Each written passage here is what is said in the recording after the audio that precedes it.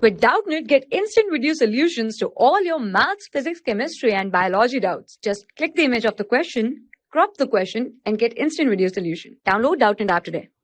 The question is, as compared to an adult male, the adult female has more, and the options are fat, brain, connective tissue and other parts, or muscles. So if we compare the whole body of an adult male and an adult female, there are no differences in criteria of brain, connective tissue and muscles.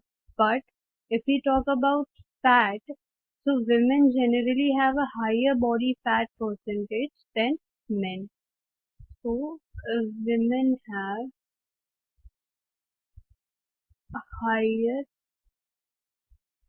body fat percentage as compared to men. And men generally have more muscle tissue mass.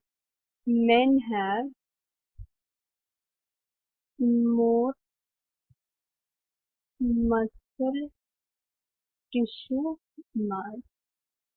And in this question we have been asked that what is more in case of adult female. Hence we have the final answer as compared to an adult male, the adult female has more fat. For class 6 to 12, IIT JEE and NEET level. Trusted by more than 5 crore students. Download Doubtnut app today.